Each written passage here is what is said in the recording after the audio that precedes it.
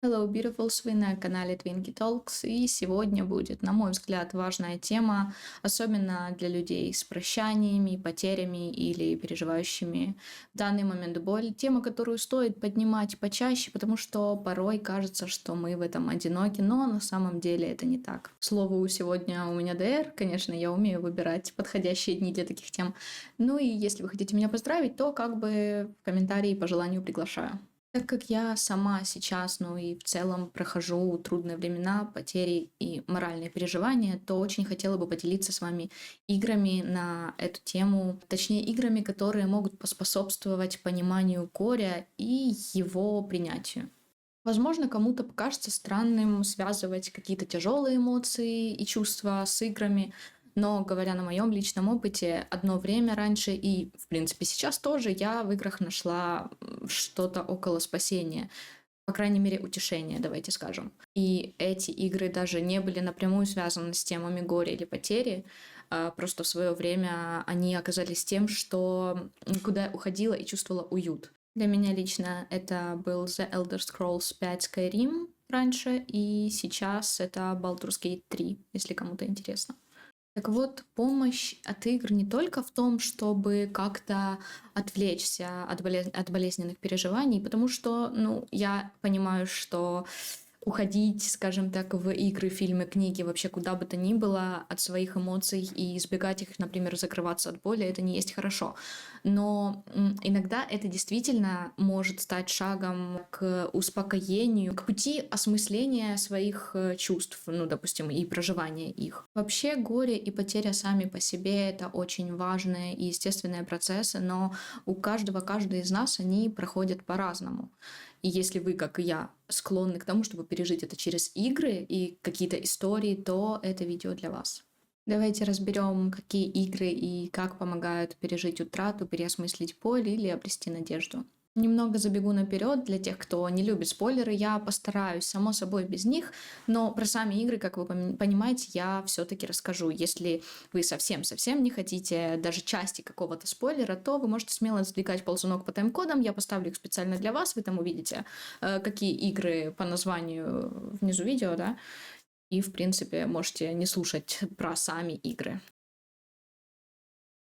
Теперь про способы, которыми игры говорят об утрате. Зайдем с более тяжелого, на мой взгляд, пункта — это прощание с близкими. В реальной жизни часто бывает так, что у нас нет или не было возможности попрощаться с дорогими людьми, извиниться, может быть, сказать последние слова, обнять, хоть просто провести еще время вместе, и такое может происходить по разным причинам. И буквально сейчас я сама разрываюсь от желания высказать свои чувства кое-кому, но, к сожалению, у меня этой возможности тоже уже нет. Так вот, некоторые игры могут дать эту возможность в некой обобщенной форме. И, конечно, это не то же самое, и, конечно, это не заменит желаемое, но, по крайней мере, это может помочь как-то уловить то, знаете, чувство, ощущение, типа горько-сладкое смирение, что ли, когда ты испытываешь боль, но в то же время внутри есть ощущение, сочетающее в себе горе и принятие, когда ты позволяешь себе это пережить, то есть и прожить, смиряясь, а не борясь с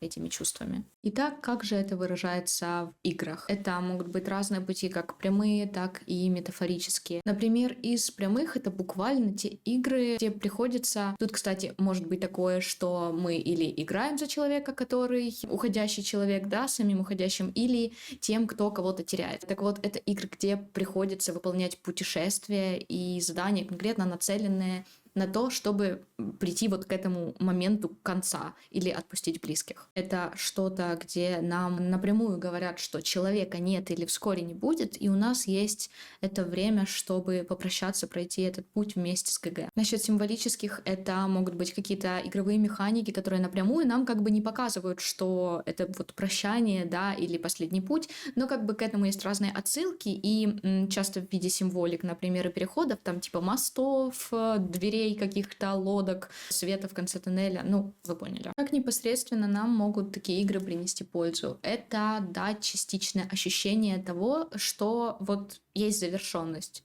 прям ощущение завершенности, да, по типу «я смогла попрощаться». Символично эти игры напоминают нам, что разлука — это часть жизни и может давать утешение через образ заботы о близких, снова же как сопровождение души в другой мир. Переходим к играм. Spiritfarer.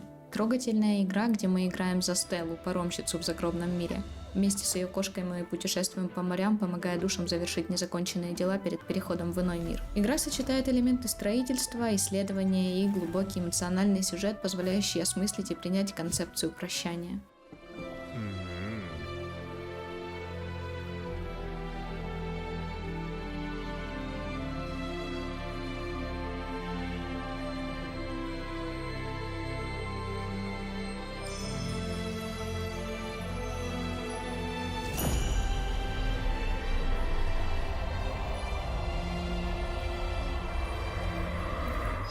The Dragon Cancer.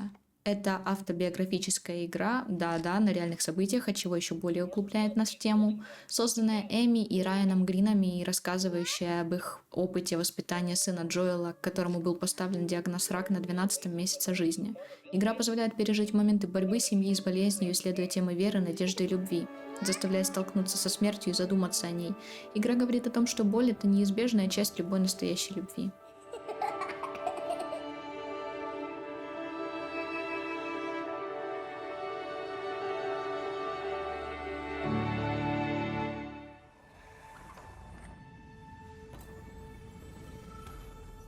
Death's Door. Мы играем за жнеца, чья задача собирать души. Однако после того, как одна из душ была украдена, мы отправляемся в путешествие, чтобы вернуть ее. Игра заставляет задуматься о смерти, природных циклах и смысле существования, приглашая к размышлениям о том, что смерть может быть частью большего порядка. Самое удивительное, что эта тема раскрывается в несколько позитивном ключе. Игра не пытается загрузить глубокими размышлениями, во многом потому, что мир Death's Door сам по себе не сильно-то и серьезный.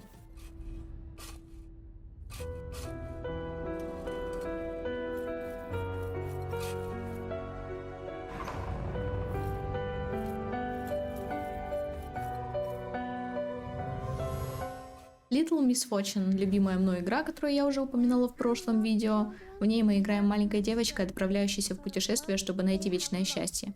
Игра затрагивает темы утраты и смерти, поддержки и принятия, предлагая уникальный взгляд на эти концепции через призму детского восприятия. Также в ней немалая доля сатиры и нелепых, но оттого и забавных моментов. Yes, I'm a little lady. That's what I am.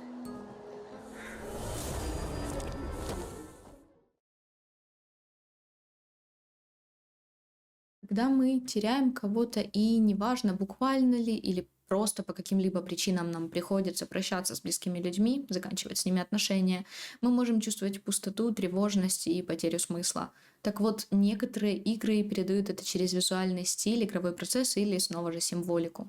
Это может выражаться в разных подходах к историям, например, по типу там черно-белого или какого-то тусклого размытого мира, который со временем наполняется красками и оживает. Или когда ГГ теряет какое-то свое умение, допустим, или какую-то способность, пока не находит силу двигаться дальше, и потом уже это приобретается, да.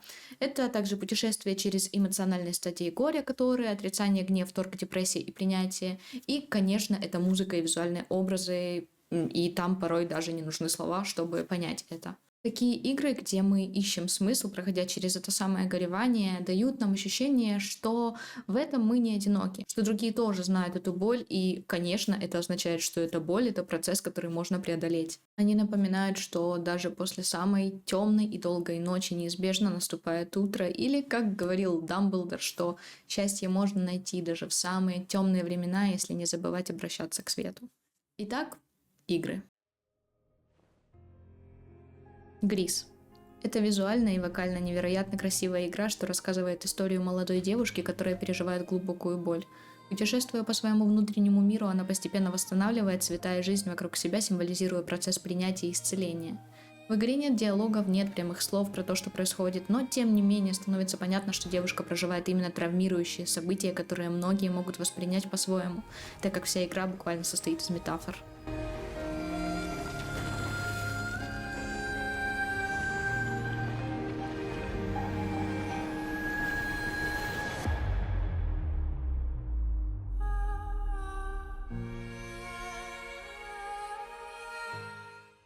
Sea of Solitude. В этой игре мы играем за Кей, молодую женщину, которая превратилась в монстра из-за сильного одиночества и негативных эмоций.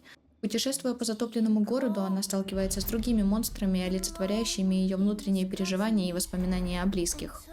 Игра исследует темы одиночества, депрессии и принятия себя. По словам Корнелии Гепперт, разработчицы этой игры, она придумала ее, когда отношения Корнелии окончились расставанием. Процесс создания игры был для нее способом преодолеть боль и переосмыслить свою жизнь, ошибки и двигаться дальше. A new day is here, but nothing is new. Alone in my room, I tremble for you. The Unfinished Swan. Необычная по графике игра, рассказывающая историю в виде сказки про мальчика по имени Монро, который исследует таинственный мир, пытаясь найти завершение незаконченной картины своей матери. Путешествие символизирует процесс принятия утраты и поиска смысла после потери.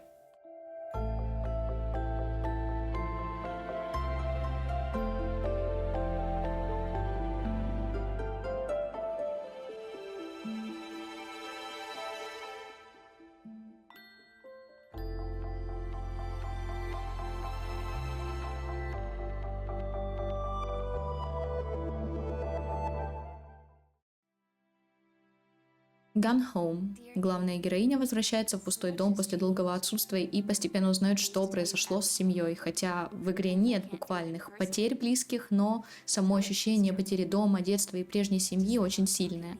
История строится вокруг сестры главной героини и ее непростых отношений с родителями и попытки найти себя, что перекликается с темой горевания по утраченной близости и прошлой жизни. Real. But I'm not gonna let it faze me. I'm so sorry that I can't tell you all this myself. But I hope as you read this journal that you'll understand why I had to do what I did. Don't be worried, okay? We'll see each other again. Someday.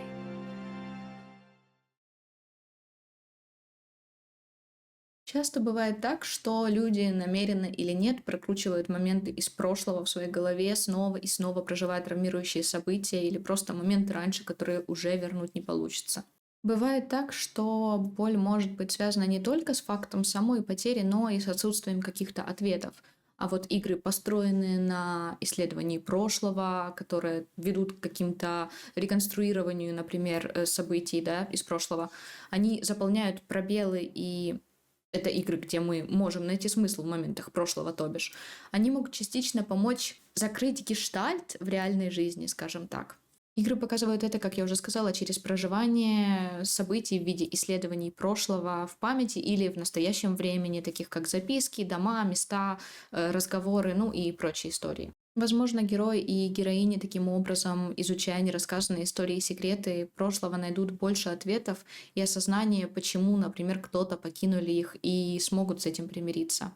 И, конечно, на мой взгляд, в этих играх есть особая крутая меланхоличная атмосфера.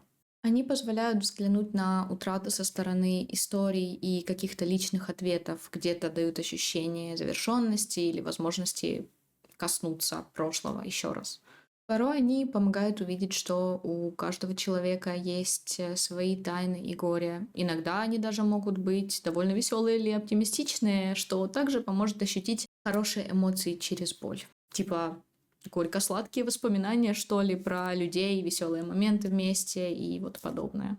Начну с одной из игр, которые лично я очень люблю. Она мне очень нравится. Я не единожды ее проходила и для себя, и у меня на канале с летсплеями она есть, если кому интересно, вот тут. What Remains of Edith Finch. Это история о семье, в которой все члены умирают загадочными или трагическими способами. Мы управляем последней оставшейся в живых девушкой по имени Эдит, которая возвращается в старый семейный дом, чтобы разобраться в прошлом.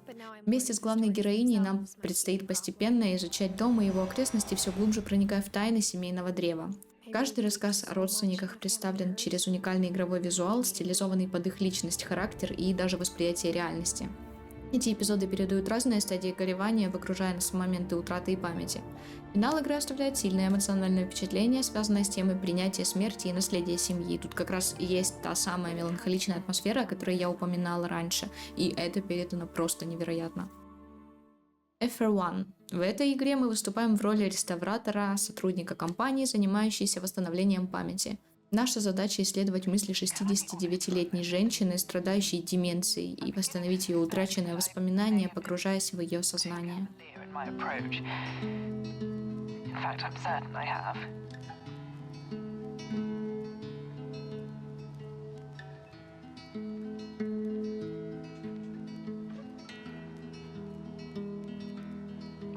I'm aware that some of these procedures are a little experimental in nature.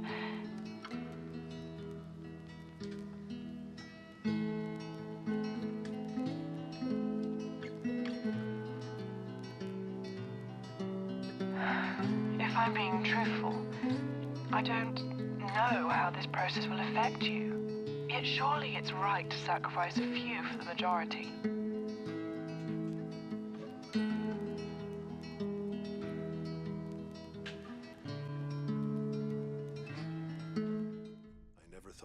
The Signifier – психологический детектив, в котором предстоит исследовать цифровые воспоминания покойной вице-президентки крупной IT-компании. Используя передовые технологии, главный герой погружается в ее сознание, чтобы раскрыть тайну ее смерти.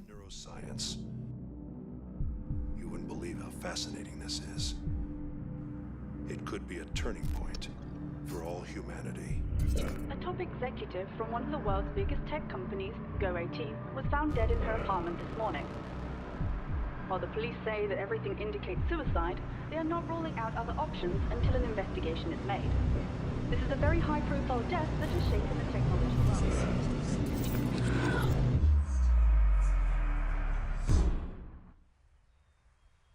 Finding Paradise – продолжение игры To the Moon, где нам нужно управлять докторкой Евой Розалин и доктором Нилом Уотсом. Их задача – исполнить последнее желание умирающего пациента, исследуя и изменяя его воспоминания. Это история о том, как создают искусственные воспоминания в разуме умирающих пациентов и дают им еще один шанс прожить жизнь, осуществив свое последнее желание.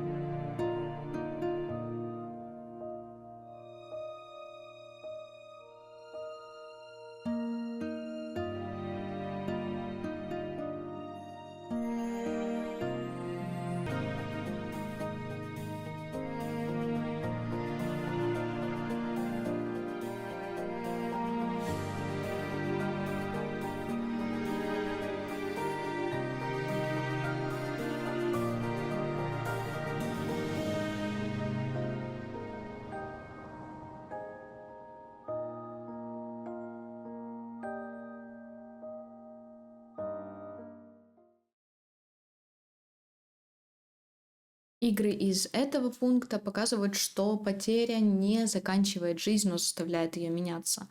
Некоторые игры показывают не только сам момент горя, но и также, что будет после. В таких играх герой или героиня учатся жить с этой утратой, возможно, даже принимая новые обязанности или меняя свои привычки. В основном прожить это нам позволяют символические механики, где, например, нужно ухаживать за чем-то и постепенно восстанавливать разрушенное после горя.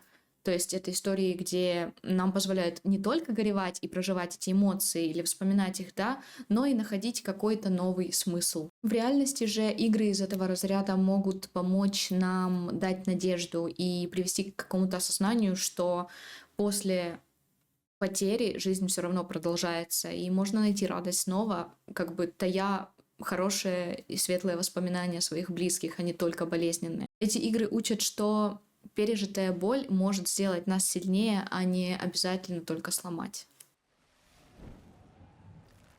Unravel. И эта игра повествует о маленьком милом существе по имени Ярни, созданном из красной пряжи. Он отправляется в путешествие по воспоминаниям семьи, восстанавливая утраченные связи и переживая моменты радости и печали. Игра символизирует восстановление разрушенных связей и поиск нового смысла в жизни через любовь и воспоминания. Также игра радует очень красивым окружением, которое дает ощущение комфорта. Till queendom come, till queendom come, my queendom come, my queendom come. The sea waves are my evening gown, and the sun on my head is my crown. I made this queendom on my own, and all the mountains are my home. Oh, your queendom come, my queendom come, my queendom come. Eastshade. Это игра про художника, который выполняет обещания умершей матери, рисуя красоты мира. Процесс рисования – ключевая часть геймплея, и он символизирует попытки героя найти мир и покой, воссоздавая красивое и значимое. Весь мир игры пронизан атмосферой спокойствия. Это игра о нахождении гармонии, восстановлении душевного равновесия через общение с природой, встречами с разными персонажами и, конечно, через созидание.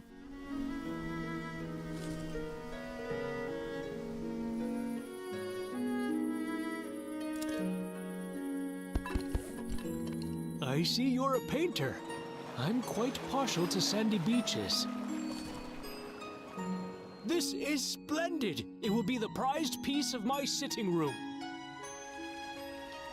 I have some work for a painter like you. I'd like a painting of this very city. Is it possible that you are perhaps looking for the wrong thing? A Short Hike. Не столько про какую-то утрату, сколько про поиск покоя и отдыха, нахождение радости в простых вещах. Это маленькое, но очень милое приключение, где мы играем маленькой птичкой, которая отправляется в поход по горному острову. Несмотря на кажущуюся легкость игры, она затрагивает гораздо более глубокие темы отпускания, принятия жизни такой, какая она есть, и нахождение радости в простых вещах. Игра учит тому, что нельзя спешить, и что даже самые маленькие шаги, как бы незначительные они ни казались, могут быть важными. А играя в A Short Hike, действительно начинаешь ценить моменты умиротворения и красоты, как нечто ценное и помогающее справиться с личными переживаниями. Mutazioni – тихая игра про исцеление, восстановление связей и заботу о людях. Это уникальная атмосферная игра, которая сочетает в себе элементы визуальной новеллы и приключенческой игры. Она рассказывает историю девушки, которая приезжает в экзотическое поселение на острове, чтобы заботиться о своем умирающем дедушке. Хотя сюжет фокусируется на болезненной утрате, сам остров и его обитатели представляют собой метафору восстановления, изменения и принятия. Игра учит тому, что даже в самых темных временах есть место для заботы, новых знакомств и, возможно, для возрождения.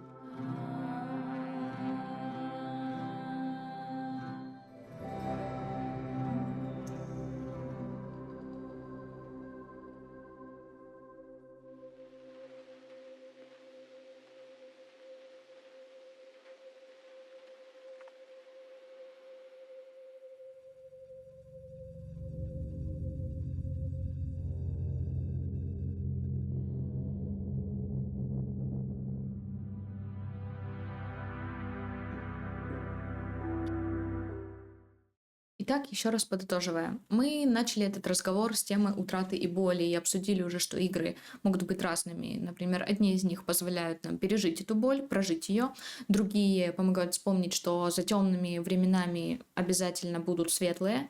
И эти истории, которые мы сегодня обсудили, как бы показывают нам, что горе — это не точка, а запятая. Конечно, каждая утрата близких людей меняет нас, но она не обязательно ломает.